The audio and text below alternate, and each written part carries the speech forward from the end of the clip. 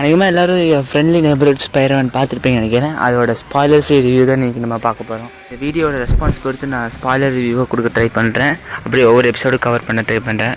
சரி, வாங்க வீடியோக்குள்ளே போகலாம். ஆஃப்டர் மெயின் பாசிட்டிவ் பாயிண்ட் வந்து பார்த்தீங்கன்னா அனிமேஷன் தான். சில பேருக்கு பிடிக்காது, எனக்கு ரொம்ப பிடிச்சிருந்துச்சு. அந்த X-Men 97 ஸ்டைலில் கொண்டு போயிருந்தாங்க.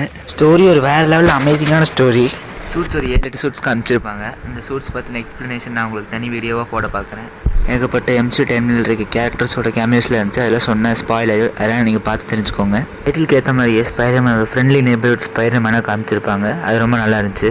லானி லிங்கன்கிற இந்த கேரக்டர் காமிச்சிருப்பாங்க. இந்த கேரக்டர் தான் ஃபியூச்சரில் டோம்ஸ்டோனாக வரப்போகிறாரு. அவரோட ஆரிஜினையும் இந்த சீசனில் காமிச்சிருப்பாங்க. ஸோ அடுத்த சீசனில் இப்போ பேடாஸ் கேரக்டராக வரப்போகிறாரு. ஸ்பைடர்மேனோட ஃப்ரெண்டாக நெடில்னா ஹேரி தான் காமிப்பாங்கன்னு நினச்சேன். ஆனால் நீக்கோங்கிற இந்த கேரக்டர் காமிச்சிருப்பாங்க. ஆக்சுவலி இந்த கேரக்டர் வந்து காமிக்கில் ஒரு சூப்பர் ஹீரோ தான். அப்புறம் ஆரிஜின் ஸ்டோரியை ஒரு வித்தியாசமாக சொல்லியிருப்பாங்க. ஆனால் அது என்னை பொறுத்த வரைக்கும் கொஞ்சம் நல்லா இருந்துச்சு. நெகட்டிவ்னு பார்த்தீங்கன்னா இதில் 4-5 வில்லன்ஸ்க்கு மேலே வருவாங்க. ஆனால் யாருமே உங்களுக்கு ஒரு மெயின் வில்லனாகவே தெரியாது. 10ஓட 10 இவனும் இருந்துட்டு போகட்டும் அப்படிங்கிற மாதிரி தான் இருக்கும். ஆனால் ஸ்கார்பியனை வேணால் சொல்லலாம். ஏன்னா ஸ்கார்பியன் வந்து ஒரு 4-5 எபிசோடு தான் வந்திருப்பார். ஆனால் வேறு லெவலில் காமிச்சிருப்பாங்க ஸ்கார்பியனை. அதான் ஆரஞ்சு ஸ்டோரி எனக்கு புரிஞ்சிருந்தாலும் சில பேருக்கு வந்து அது புரியாது, கஷ்டம் தான்.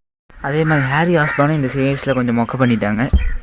கடைசி எபிசோடில் நிறைய ட்விஸ்ட்டும் இருக்கும். ஓவராலாக இந்த சீரீஸுக்கு ஒரு ஸ்பைடர்மேன் ஃபேனாக என்னோடய ரேட்டிங் வந்து பார்த்தீங்கன்னா 10க்கு ஒரு 9 கொடுக்கலாம்.